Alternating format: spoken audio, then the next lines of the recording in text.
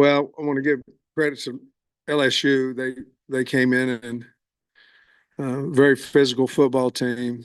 Didn't have any turnovers. Um, Nussmeier was really good. Their offensive line was as well. Um, Defensively, we couldn't run the football on them.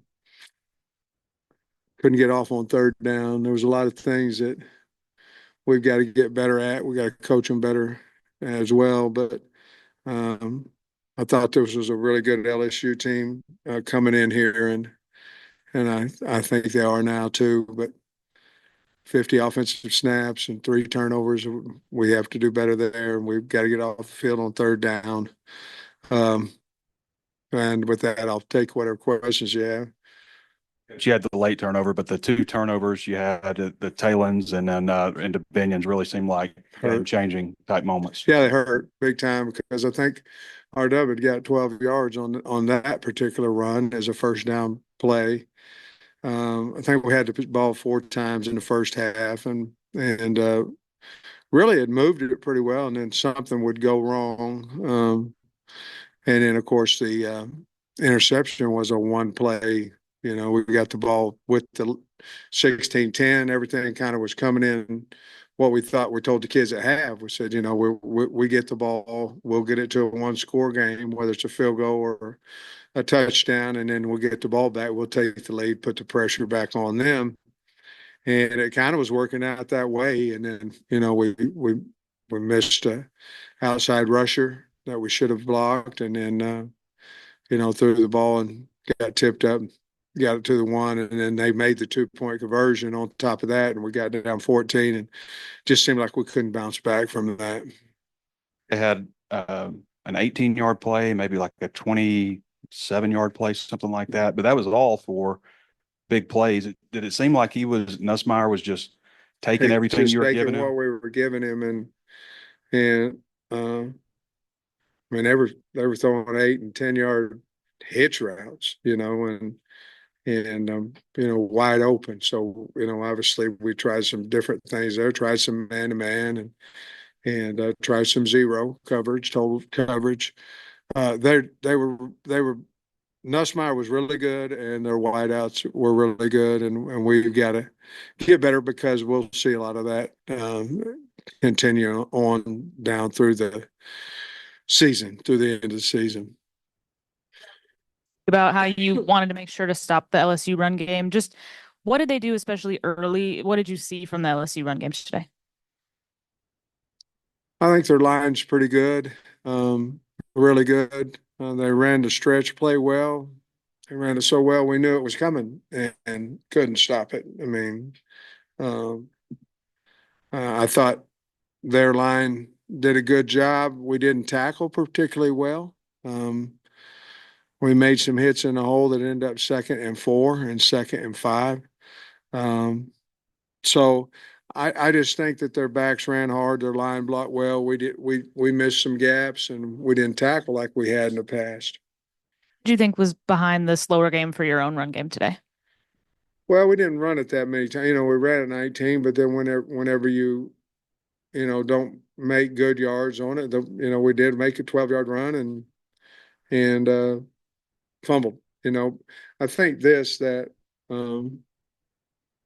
the passing game there in the first half, I thought it was working well, and actually I thought we was doing pretty good job, and then we just stalled out and end up having to kick the field goal. Unfortunately, we missed it, and then the second half he came back and made another one. But point being is I think we were just trying to do what we thought had some success. We were protecting it pretty well in the first half, and then had some breakdowns there in the second half. Give an update on Jaquindon, and even before the injury, he looked a little banged up. Yeah, I mean he's had that ankle. He wanted to go, and he had practiced all week, and but he just got it tweaked up a little bit again. Same one.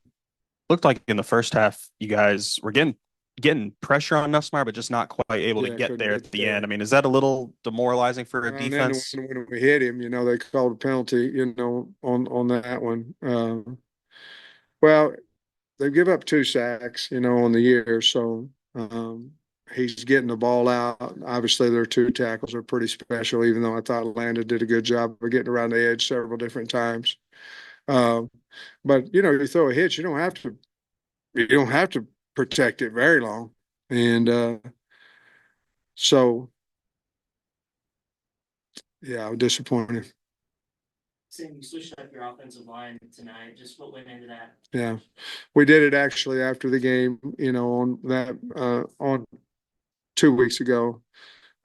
We felt like uh, Blackstock could handle the bull a little bit better. We also thought Harris might could handle a little bit more of a speed rusher out there. I'll have to wait and see how it looks. I thought it probably, we just didn't run the ball as much. But I thought it was a good move. I think we'll have Kudus back the remainder of the year too, so he can add into that flow. But that's why we did it, just for the girth of E trying to, he's tall, trying to block a 330-pound D tackle, where we felt like Blackstock could do that. We felt like E could be a little more athletic outside against a smaller guy. You mentioned not running as much tonight. Was that solely just dictated by situations, or did you think you were going to throw it more today? No, I mean, we thought that we could attack their secondary. As long as we could protect it, we thought we could attack their secondary. But the game was just, like, when the time of possession is so, I think you may go, hey, this is what I know we can go attack, and let's try to see if we can get a little bit bigger play out of it. And I felt like that's what we were trying to do a little bit more than normal. And you can see that we're having a hard time getting off the field, and so you might think a little bit more of trying to quick strike and get more explosive plays. And we felt going into the game that we could do that throwing the football. Hey, Sam, going back to the pick at the goal line, Weeks, he was their defense player of the week last week. He had 18 Mhm. tackles, first career pick. But just what did you see that play? Pretty athletic play, I thought, and just how game changing that was. Well, he it was a single off the to the field. We had an inside zone read throw, a combination of read to throw. We didn't out to him, which we needed to. He came free, and we tried to throw off of him, and he I believe he's the one who batted it up and caught it. Did somebody miss a block, or was that? Yeah, we left on a needed to counter? get out to him. Yeah. Yeah. And this is really the first time you guys, the other 2 games losses were very close. How do you? And I will. She's really good. How do you think you guys respond to this? Because there's a lot of games left. Oh, I think we'll be fine. I still think we got a good football team. I think LSU is pretty good. But I think we've got a good football team. We have to respond. I mean, we go on to Mississippi State, and then we got Ole Miss and Texas. I mean, we got Missouri. We've got Louisiana. We got some good teams, but we can, we always want to go to postseason, and we can still do that. And our kids will be excited to try to get to postseason, and we've got a rebound next week, obviously, because Mississippi State, I think, is playing a lot better than what they did early in the year. And what was your perspective on the Tyrone Broden play where they called targeting and overturned it? Were you surprised by that? I was, yeah, I was. I thought, yeah, I thought it was a defensive player, but they didn't, and they looked at it. So, but I thought it was. Did Broden come in back in after that He play? did. Okay. I think you had like maybe 3 hands on balls with your defensive backs early and in the first half. I mean, obviously you guys got to make a play somewhere. Yeah. Yeah, I mean, there was several things early. The one thing, Trey, that stuck out to me was the third downs. I mean, and they're jumping off sides, and it's 1st and 15, and we're still not getting. They jumped off 8 times, and we're still not getting off the field. And it was, I'll give them credit. Nussmeier's throwing the heck out of the ball, but we were just way off of them, and we tried, like I say, we tried to adjust it, but then they ran a stop and go on us. And so they've got good wideouts, and we just got to continue to get better there. What do you think of Talon overall? And did you feel like he was 100% with the? I felt like he was close to 100% because he practiced that way. I think I saw him limping a little bit after he got hit a couple times. But I think he went 21 or something on his GPS. And so I think he was ready to go. I don't know if he was 100%, but he's 90 at least. And we'll certainly take him at 90. A lot of sacks this season on third down, and a lot of times when you're in scoring position also. Yeah. We've had several in the red area. And third down, it's just the exotic pressures that each team has, and we practice them, and then they'll add something new for that particular game. And rules are rules, and they should apply. And like we missed a protection with the back today. So we got to clean all that up, Trey. I know you've already explained why you guys might have abandoned the running game a little bit, but is this maybe a lesson moving forward to just maybe be a little bit more vigilant in that? Or is it, like you said, just the game flow and everything tonight? I don't know. I think you're always trying to establish a run.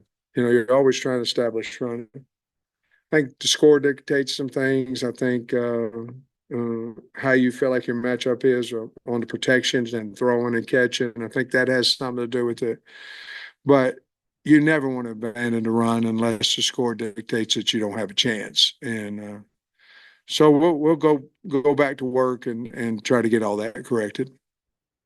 And I know you guys put some pressure on us. I think he had 7 or 8 hurries. Yeah. But it's amazing to me. They're still on the season. South Carolina sacked them twice. The only sacks they've given up all freaking year. Just how impressive is that to you? Sacks go a lot with a lot of people. And it starts with the quarterback. I mean, that's where it starts, and the O-line starts there. Then you add the running backs in there and all that. But I mean, we came clean a couple of times and didn't even hit him. He had it out, So I mean, when I was at Tennessee and they had Tyler Bray and he would get rid of that ball, made us look a lot better. But I thought Landon Jackson was rushing his tail off, and he got to him a time or two, but a guy was throwing it. So sacks. I felt like we did a pretty good job of rushing him, and I thought he did a great job of getting the ball out of his hand. Always appreciate you.